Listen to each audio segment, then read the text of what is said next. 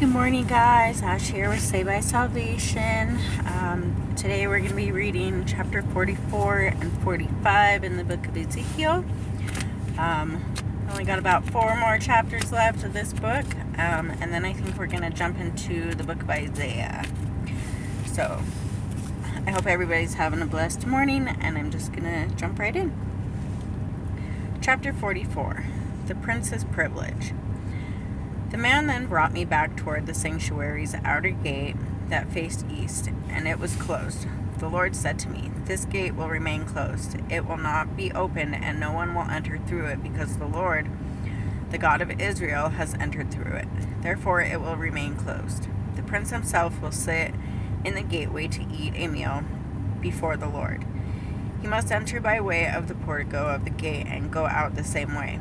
Then the man brought me by way of the north gate to the front of the temple.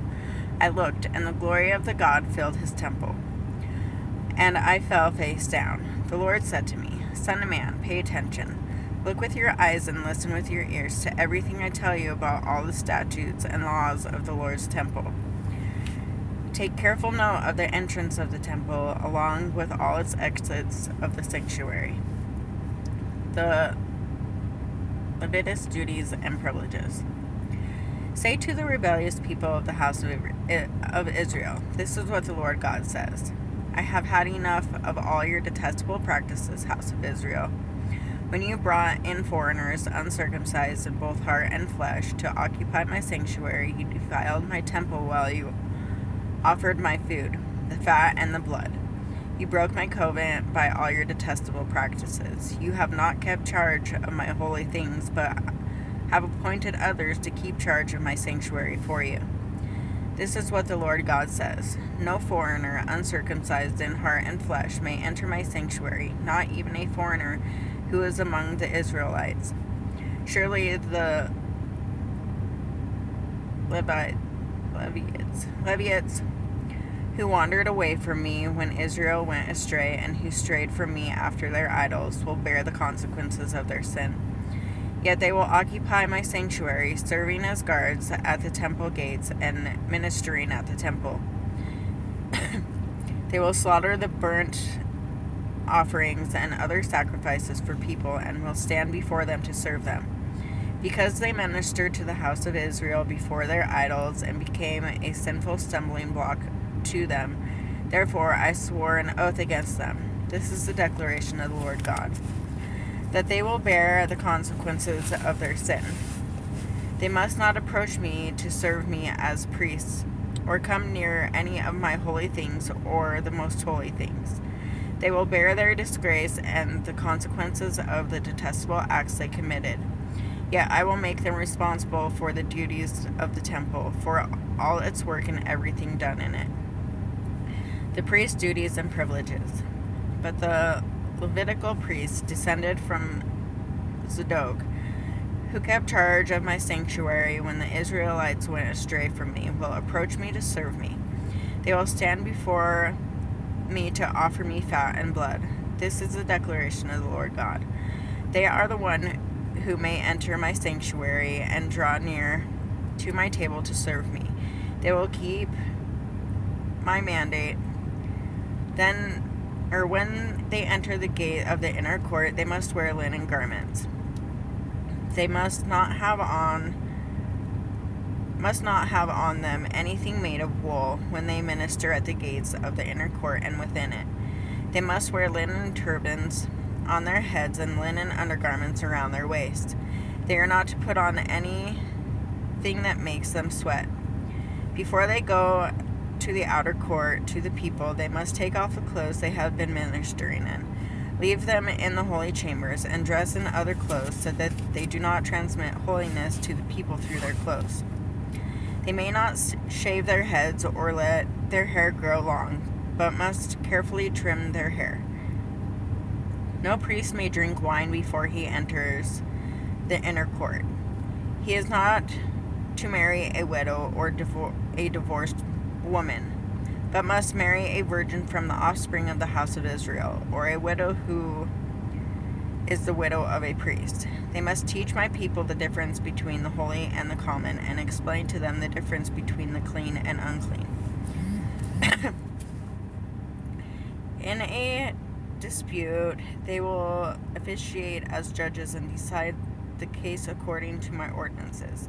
They must observe my laws and statutes guarding all my appointed festivals and keep my Sabbaths holy. A priest may not come near a dead person so that he becomes defiled. However, he may defile himself for a father, a mother, a son, a daughter, a brother, or an unmarried sister. After he is cleansed, he is to count off 7 days for himself. On the day he goes into the sanctuary, into the inner court to minister the sanctuary, he must present his sin offering. This is the declaration of the Lord God. This will be their inheritance. I am their inheritance. You are to give them no possession in Israel. I am their possession. They will eat the grain offering, the sin offering, and the restitution offering. Everything in Israel that is permanently dedicated to the Lord will belong to them. The best of all the first fruits of every kind and contribution of every kind from all their gifts will belong to the priests. You are to give your first batch of dough to the priest so that a blessing may rest on your home. The priest may not eat any bird or animal that died naturally or was mauled by wild beasts. So that's chapter 44, and I'm just going to keep going through 45. The sacred portion of the land. When you divide the land by lot as an inheritance, you must set aside a donation to the Lord, a holy portion of the land, 8 1/3 miles long and 6 2/3 miles wide. This entrance tract of land will be holy. In this area will be a square section for the sanctuary, 875 feet by 875 feet with 87.5 feet open space all around it. From this holy portion you will measure off an area 8 1/3 miles long and 3 1/3 miles wide, in which the sanctuary, the most holy place, will stand. It will be a holy area of the land to be used by the priests who minister in the sanctuary, who draw near to serve the Lord. It will be a place for their houses, as well as a holy area for the sanctuary. There will be another area 8 1/3 miles long and 3 1/3 miles wide for the Levites. Sorry, I keep saying that wrong. Who minister in the temple. It will be their possession for towns to live in. As the property of the city, you must set aside an area 1 2/3 of a mile wide and 8 1/3 miles long, adjacent to the holy donation of land. It will be for the whole house of Israel.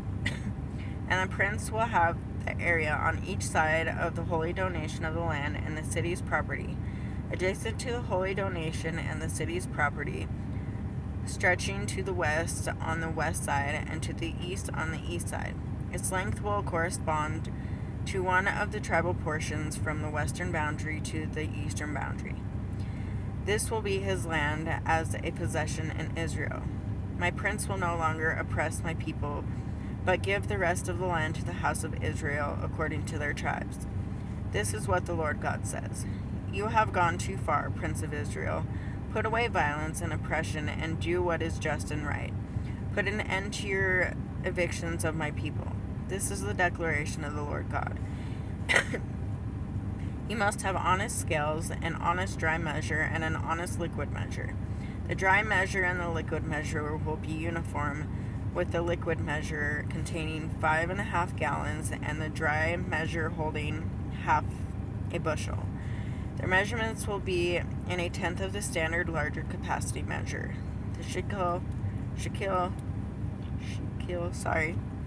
will weigh 20 gerahs. Your mina will equal 60 shekels. The people's contribution to the sacrifice. This is the contribution you are to offer: 3 quarts from 5 bushels of wheat and 3 quarts from 5 bushels of barley. The quota of oil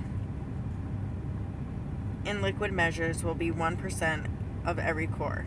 The quart equals 10 liquid measures, or 1 standard larger capacity measure. Since 10 liquid measures equal 1 standard larger capacity measure, and the quota from the flock is 1 animal out of every 200 from the well-watered pastures of Israel. These are for the grain offering, burnt offerings, and fellowship offerings to make atonement for the people. This is the declaration of the Lord God. All the people of the land must take part in this contribution for the prince in Israel. Then the burnt offering, grain offerings, and drink offerings for the festival, new moons, and Sabbaths, for all the appointed times of the house of Israel, will be the prince's responsibility. He will approve the sin offerings, grain offerings, burnt offerings, and fellowship offerings to make atonement on behalf of the house of Israel. This is what the Lord God says. In the first month, on the first day of the month, you are to take a young, unblemished bull and purify the sanctuary. The priest must take some blood from the sin offering and apply it to the temple doorposts, the 4 corners of the altar ledge, and the doorpost of the gate to the inner court. You must do the same thing on the 7th day of the month for everyone who sins unintentionally or through ignorance. In this way you will make atonement for the temple. In the first month, on the 14th day of the month, you are to celebrate the Passover, a festival of 7 days during which unleavened bread will be eaten. On the day, the prince will provide a bull as a sin offering on behalf of himself and all the people of the land. During the 7 days of the festival, he will provide 7 bulls and 7 rams without blemish as a burnt offering to the Lord on each of the 7 days, along with a male goat, each day for a sin offering.